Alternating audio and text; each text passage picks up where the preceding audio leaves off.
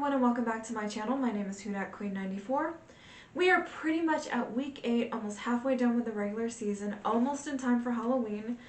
Week 7 was definitely a week for the underdogs, if you will. The Vikings beat the 49ers, the best team in the NFC, or so they say. The Broncos beat the Packers, the Mid-Patriots beat the Bills, and the Giants got one other foe, the Commanders. Even the Browns had a comeback win against the Gardner Minshew-led Colts. Speaking of underdogs, we've got a game to talk about. So, without further ado, let's go and let's dive into it. Let's talk. Jags at Saints. So, in the first quarter, the Jags get the ball to start. ETN gets a gain of 15 yards to get into the Saints territory. Lawrence pitches it to ETN, who is tripped up at the 1. ETN gets the go-ahead touchdown with 9:44 to make it a 7-0 game.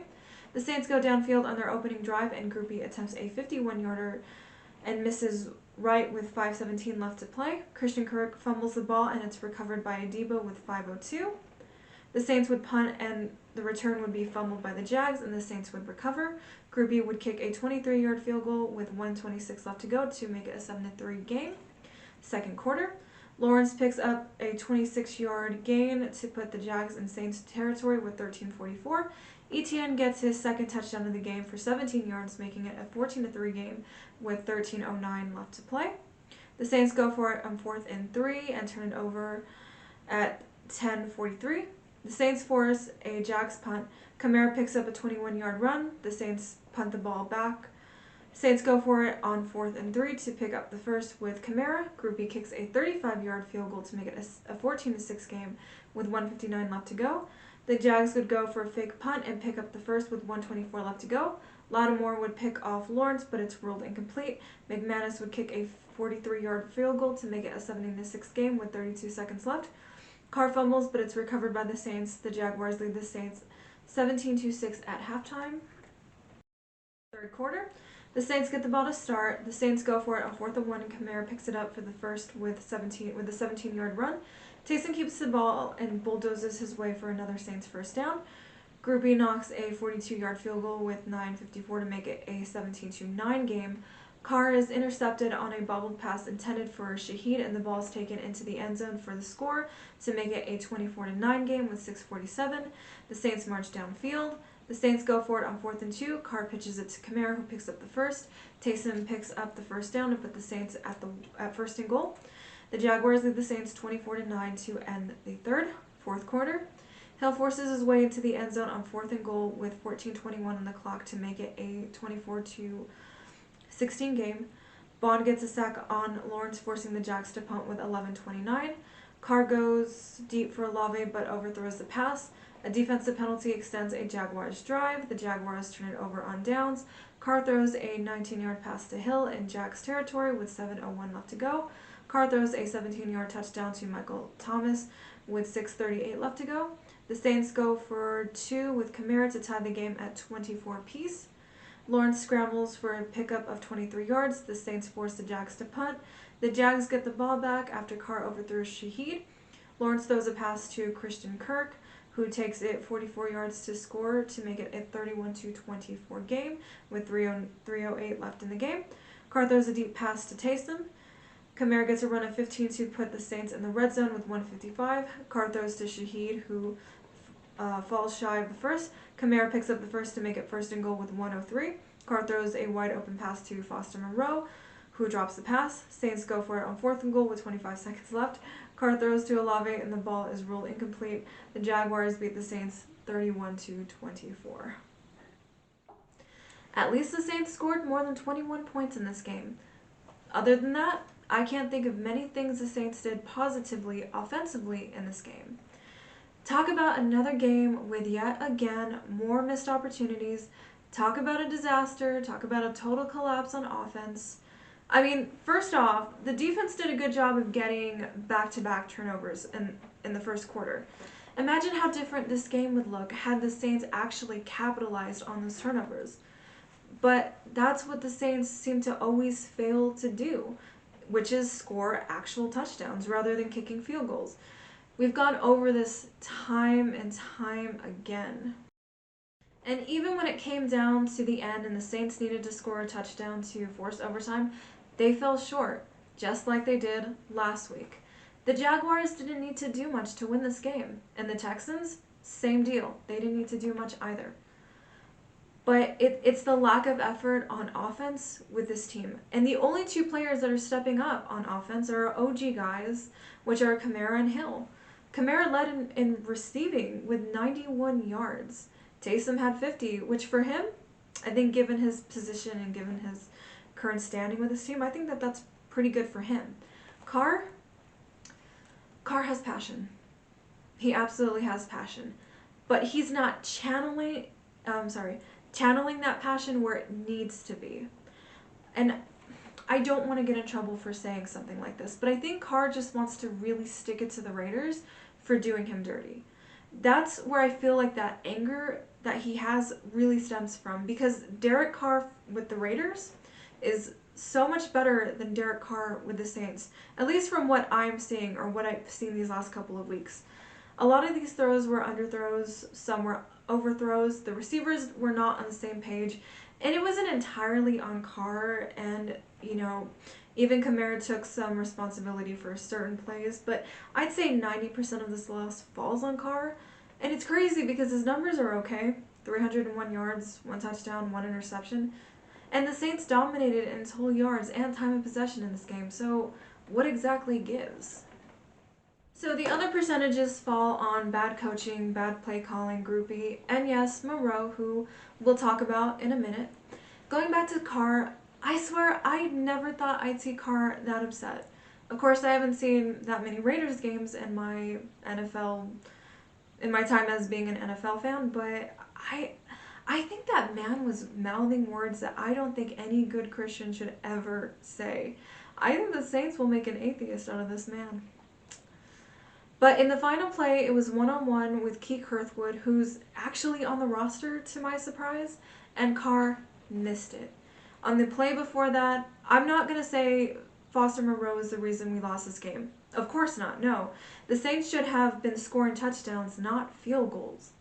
However, he did drop a touchdown pass, and I do believe that Jimmy Graham catches it. I don't believe in DA's excuse that it was a staff decision not to put Graham in. Why, oh why, is Jimmy Graham on this team? As a hardcore Jimmy Graham stan, and as a Saints fan in general, I don't see why he's on this team if he's not going to be utilized in situations like that. Because I do believe that 6'7" Jimmy Graham makes that play. Now, as for Foster, I hate how badly he took this loss. Monroe is a good player, and I'm so sorry for everything that he's gone through, and I do not think that he deserves any hate whatsoever, and he should not feel bad. I shouldn't tell him how to feel, but I couldn't listen to his post-game interview. That was just really, really tough to hear. But he'll bounce back. Now, it comes down to coaching. We all know that DA is bad, and he keeps running out of excuses. Pete doesn't deserve to be in the position that he's in, but it doesn't appear that there will be any coaching changes in the near future, so why bother spending 2 or 3 minutes talking about it? Now, one more aspect of the offense I would like to talk about is Chris Olave. Chris Olave has not lived up to his high expectations, even though he did have 57 yards in this game. It's a shame that he is falling short of his production value. Now, as for the drama, I do not condone what Olave did. It was reckless, and it was dangerous, and it could have been fatal to him or to someone else. I don't agree with his choice of words after either. He represents a community that I'm a part of, and I love the representation. All I can say is that Olave made a choice, and he made a very bad choice, and he made a fool of himself, and it could have been much worse. But, that said, it wasn't worse. And I'm sure things will be handled in a dignified manner. I just hope that Olave learns a lesson and doesn't do something stupid like that again. As for the defense didn't play all that great either. They allowed Trevor Lawrence to rush for over 59 yards, which I knew would be an issue because the Saints can't stop the running quarterback. They also allowed ETN to get 2 touchdowns with 53 yards rushing. Christian Kirk led in receiving with 90 yards and 1 touchdown. Overall, the defense gave up 24 points to the Jaguars. So I think that maybe this was a D performance on their part. Football is a team effort, and the defense can only do so much. They can do their best, or they can do the best that they can to give the opposing offense off the field. So they get sacks and turnovers. So they got the sacks and turnovers. But if the offense can't capitalize on the efforts of the defense, I can imagine that would be super frustrating. The defense lacked in this game, even though they did give the Saints opportunities offensively by keeping the Jaguars off field. So, although minus the final touchdown, which I feel was a complete breakdown on defense, be that as it may, you can see the inconsistencies in all aspects of this game. What more can be said? Other than that, good luck to the Jaguars moving forward. I like Trevor Lawrence. I can't wait to see how he develops in this league and what becomes of him and his future. So, Saints at Indy. I'm so grateful that we are about to be finished with the AFC South. What do I know about the Gardner Minshew-led Colts team? Nothing. Honestly, nothing. They used to call him Uncle Rico, and boy did that fizzle out faster than my most recent relationships. Anyway, this is a team that seems to have similar issues that the Saints have. Same record, low-scoring games, losing games in heartbreaking fashion. I think that this is what the kids call a mid-off, if you will. But someone has to get this 4-4 record. I can guess how the Saints can match up against the Colts defensively, but defense is not really my strong suit. All I can tell you is if they put the pressure on Carr early, that is going to suck because Carr gets frazzled when he's under pressure. He doesn't know how to scramble or to get out of the pocket or make the best decisions. The O-line has looked so much better recently, and I do think that they only gave up 1 sack last week, but please don't quote me on that. So if Carr can stay composed and not force passes, then I'm hoping that he'll have a better game. Carr needs to find a rhythm with our receivers and know that he has other options and not just go with the first one that comes to mind. Play calling also needs to be better, but come on, that's a given.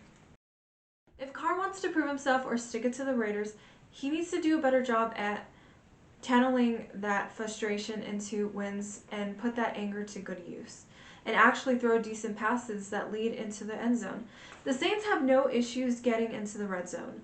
I think that we have kind of all established that. But the problem is the Saints don't score touchdowns when they're in the red zone. They kick these field goals. The Saints have the weapons to get it done to score in the end zone. So scoring touchdowns should be our main focus on offense. I do think that Kamara can be a key factor to this victory. The Colts have an overall 21 ranked defense. So I personally would like to see very big explosive runs. I want to see Jamal get involved. I want to see Miller involved. That's what the Saints are really lacking. Even though Kamara had great receiving numbers last week, he didn't have great rushing numbers. They weren't stellar. So we need those big explosive runs. I mean, come on, Jamal. Come on, Miller. I know Foster had a bad week, but this is the week where he can really bounce back since Juwan and Jimmy are questionable. Though I did just read that Juwan will be coming back. But still, I don't know exactly what his role will be. If not, we've got good old reliable Taysom Hill, who can do it all. And I think it's weird how Derek and Taysom actually have a really great rapport with each other. I don't know if weird is the right word. I take that back. But they do have great chemistry when Carr is actually accurate. So I don't buy into this rumor that Carr dislikes Taysom or whatever is floating around on the internet. The Saints have the weapons to score points in this game. So the question is, can they and will they? So, defense. Gardner is a rushing quarterback who scored 2 rushing touchdowns last week.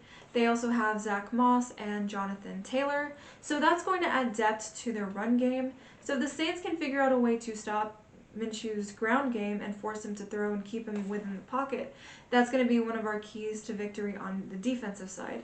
It's one thing to have a good running back, but when you have a good rushing quarterback mixed in with a good running back, then I feel like that's the Saints' Achilles heel on defense. Josh Downs went off last week for 125 yards receiving and 1 touchdown. Michael Pittman had 83 yards receiving and 1 touchdown. I'm not overly concerned with Michael Pittman and Josh Downs just because the Saints have a defensive backfield.